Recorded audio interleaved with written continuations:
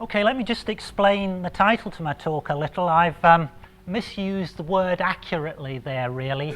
The question we asked was, if we have some simple cellular automata-based models of granular flow, and we have a granular flow problem, a practical problem, and we change the flow slightly, will an automata-based model be able to mimic that change in flow? So when I use the word accurately, I don't necessarily mean qualitatively accurately, but will the models at least pick up the trend? And before I go into the talk in detail, I should thank the other person named up there, Ben Edmonds, who was a student who worked with me for a period of about a year on this project, the academic year, or the previous academic year. Okay, what's our motivation as mechanical engineers for simulating granular flows? Well, we know that the vast majority of materials being encountered in industry are actually in granular format, and we have mechanical equipment for handling them. So we have things like conveyors and lifting screws and that, and we have equipment for storing them, and I'm thinking specifically of hoppers and silos here. And actually the practical problem we will be looking at is hopper drainage. A sweeping generalization here, but that equipment is generally less reliable than its fluids handling counterparts. So our motivation really is, if we could improve the prediction of granular flows, we could hopefully improve the design or the design and operation of this kind of equipment. So if I'm going to simulate granular flows, what options are available to me? Well, we've seen several talks which have mentioned the discrete element methods. And I'll go through this slide very quickly. The discrete element method, of course, contains the correct mechanics, hopefully. So you have discrete particles that can come together, interact. Those interactions are described by contact mechanics, and the subsequent motion can be determined. We have conservation of mass and momentum, of course. But the problem with the discrete element method is that it's computationally very intensive, because you've got to keep track of all the interactions as they're happening. You've got to use very small. You've got a time marching algorithm. You've got to use very small time stepping. So you usually have some explicit method, and you've got to worry about numerical stability. So there are issues involved with using these methods. Just an overview of cellular automata-based methods now, and here we have a sort of prototype, or a description of a prototype method. These differ from the discrete element method because generally the particles move on a structured lattice, and their motion is discrete. So in this lattice that I'm showing here, a particle is either residing at a lattice intersection, or it's moving between lattice intersections. The interactions between particles are just defined by a set of update rules. So what you end up with, if you like, is motion, geometric motion, without reference to forces. And depending on how you design these update rules, or how you specify them, you usually ensure that mass is conserved, momentum may be conserved.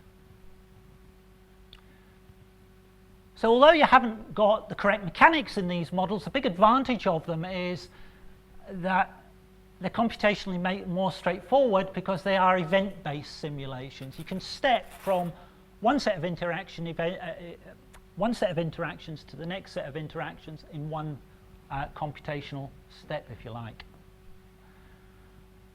Okay, what we did when we first started on this piece of work was we looked at the literature, saw what had been published on cellular automata in granular materials, and I'll look at 2 or 3 models now.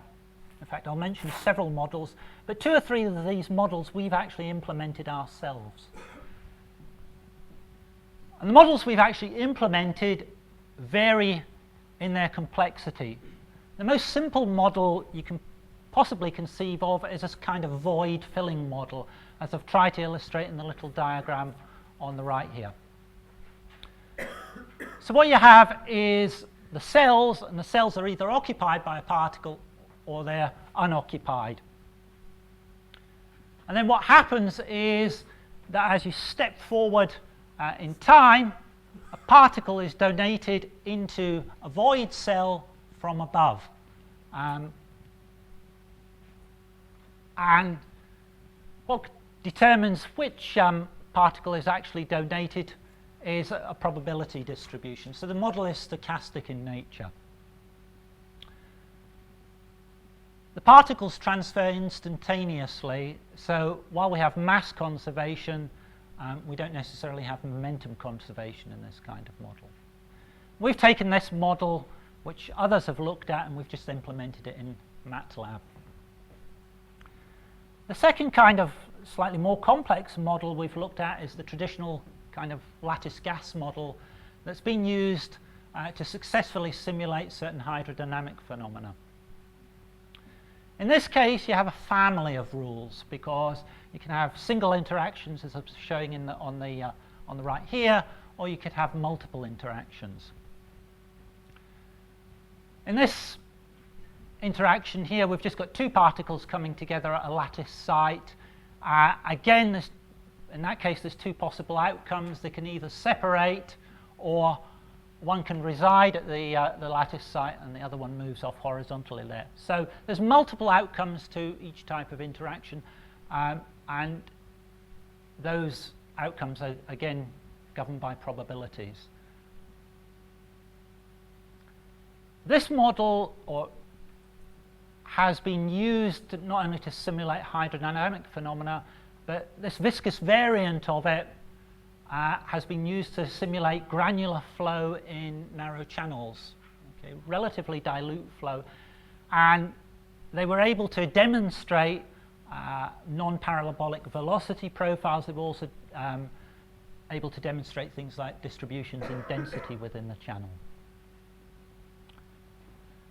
The third kind of level of automata model that we've looked at, the most complex, is this kind of lattice grain model, where the cells now, rather than being constrained just to move around the lattice from lattice point to lattice point, they can actually move anywhere within the cells of the lattice, and they can actually translate between the cells as well.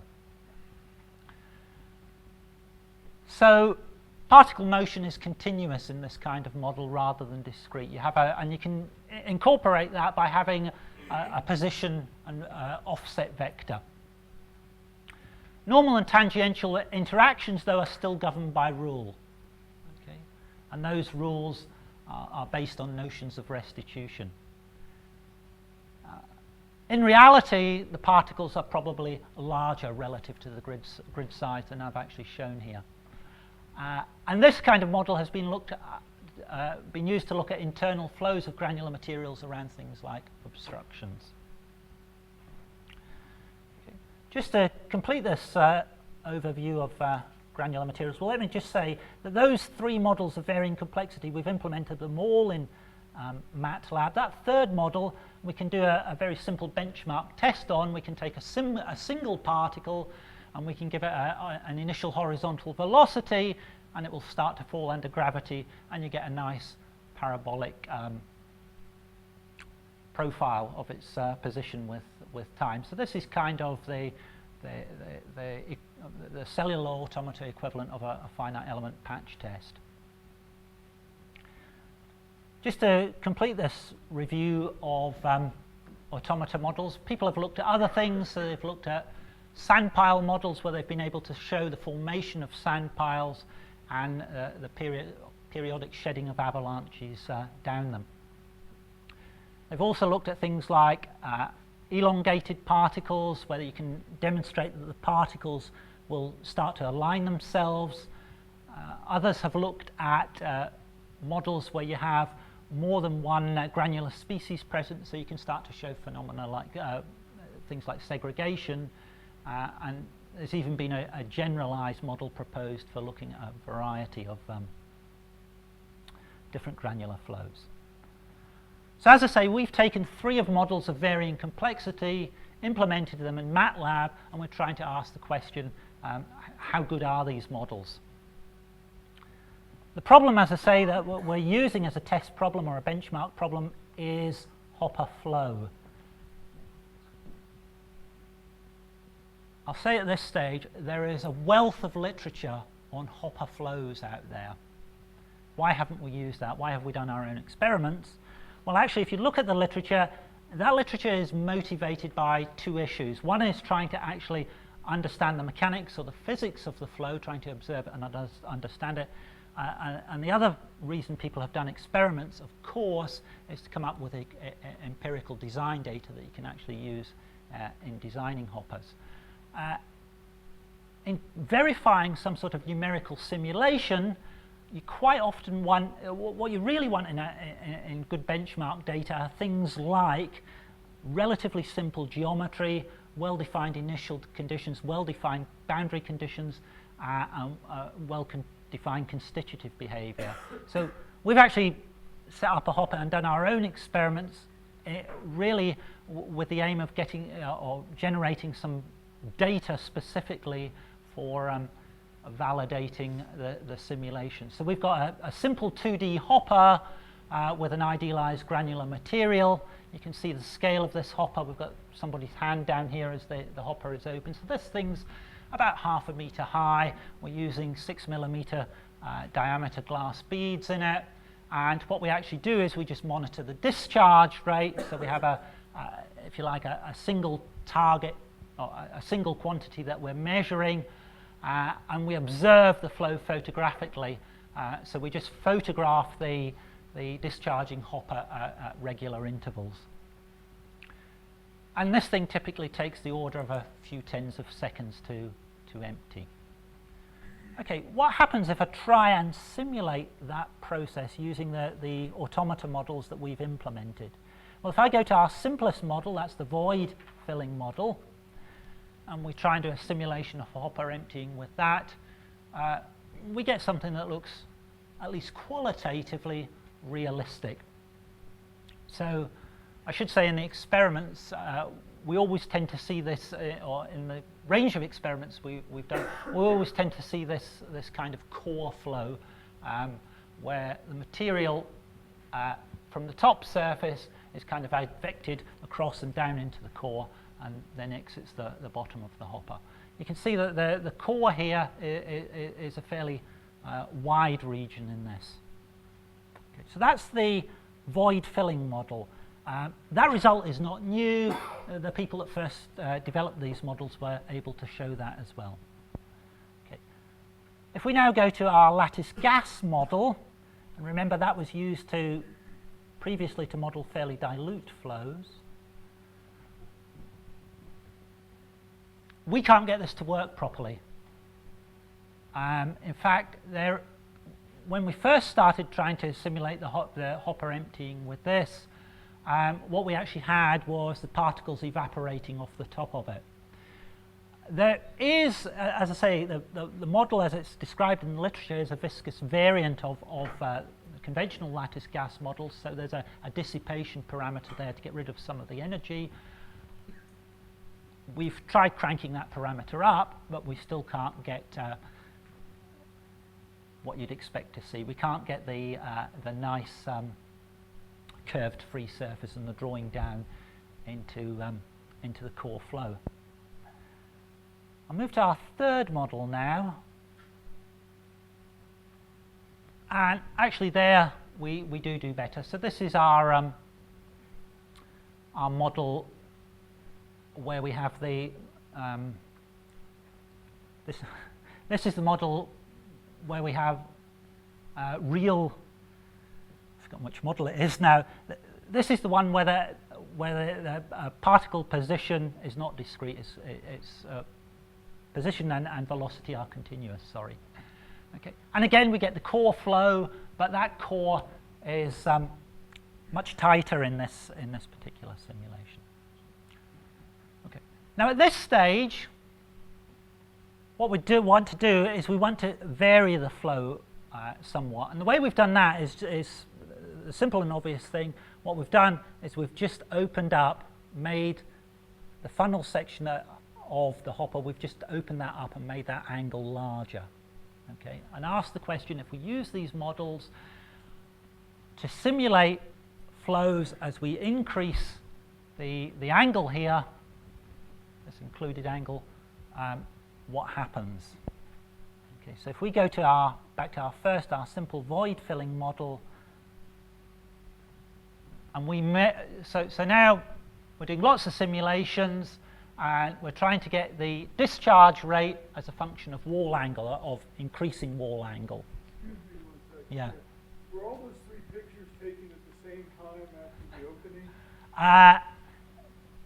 Yes, but you've got to be careful because time means different things in different models. Okay. Yeah. So now we're looking at as I say, the discharge rate as a function of wall angle, and what we find as we increase the wall angle and make it less acute, the discharge rate goes up. It's not a strong dependence. If you look at the vertical scale there, it's not a strong dependence of the flow rate on wall angle, but apparently the simulation tells us it's increasing. We haven't done this for the second model, the lattice gas model, but if we go to our third model and repeat the exercise, what we find is that the flow rate is almost independent of wall angle. In fact, all intents and purposes, it is independent of wall angle. Of course, I'm sure most people know what the result of the experiment is. The result of the experiment is that as you increase the wall angle, the flow rate actually goes down. Yeah, and that's well known. If you look at hopper flow literature, it's well described there. So, just by way of conclusion, automata models we've actually looked at the moment, those 3 models, none of them is able to predict the change in the flow as we vary the flow conditions. Okay, they cannot predict that change in discharge rate with wall angle. They can't even do it qualitatively. They don't predict the trend. We have some partial understanding of why that may be the case. So although this appears to be a bit of a negative result, of course, at one level, the nice thing is that there's some scope for further work if we want to do it. And what we'd really like to do is a more thorough, systematic investigation of the rules and the parameters within the models to see if we can get them to at least predict the variation in flow qualitatively. And the other thing is it would be nice to have some additional experimental validation data. Okay, thank you.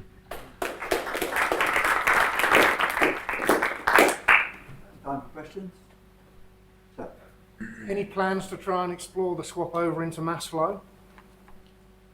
Not at the moment, no. I mean, we've been quite careful in doing the experiment. We just work in that core flow regime, more by luck than judgment, actually.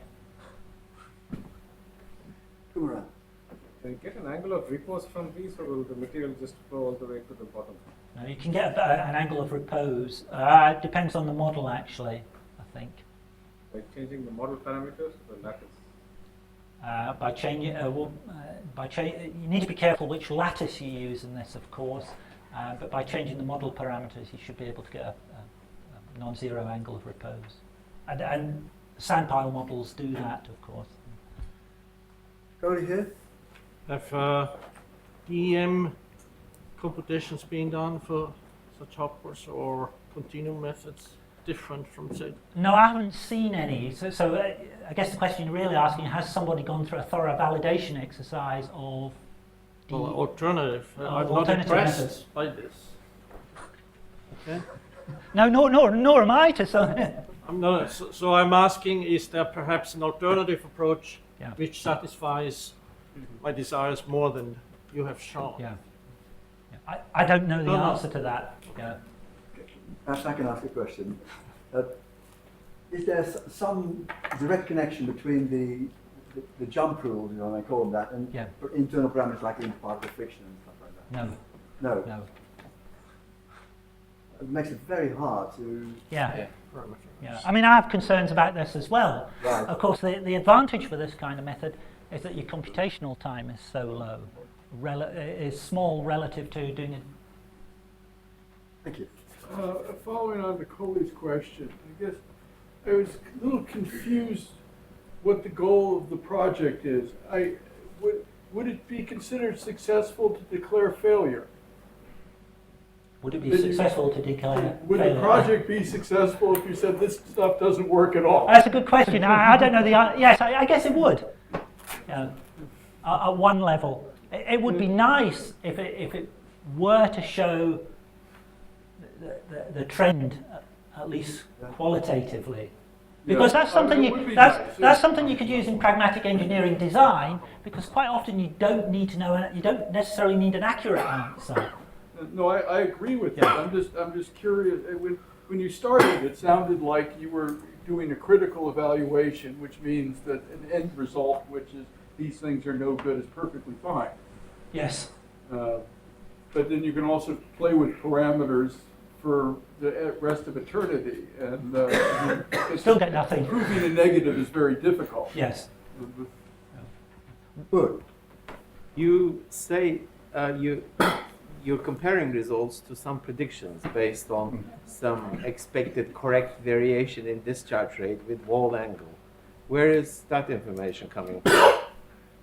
When you say you're expecting a correct variation in discharge rate with wall angle, what is predicting that correct variation for you? What are you comparing it with? Sorry, shall I just go back, if I may? Yeah. So that's the result of our experiment. Right. That correlates with your experiments. My personal experiments. I believe so, yes. Well, there are two things. There are two things here. First of all, the process is extremely frictional. Yes. And if any model that ignores the friction is not going to predict the boundaries of the internal flow channel. And if you can't get that into the physics somehow, then you can't expect to see this transition from mass flow to funnel flow. And thanks for reminding me. I will reread what you've written now with more interest. Now you told me that you're actually some of our own data. Okay, fair enough. Yeah. Well, I have one more question. I believe that such flows out of hoppers have intermittent regimes that they stop and go. Yeah. Is your method So could we able to predict such things? Um, It's because of the solid fluid yeah, property of the. So could it predict jamming at the exit there or whatever? I don't know. As I say, these are not my methods. These are other people's methods. All I've tried to do is Take an inventory. sorry. Take an inventory. Yes. Yeah. It must be remembered that in fluid dynamics, there's a hugely successful lattice-Boltzmann method. It's very widely used. And that seems to work well, so it's worth investigating. It would work for granular.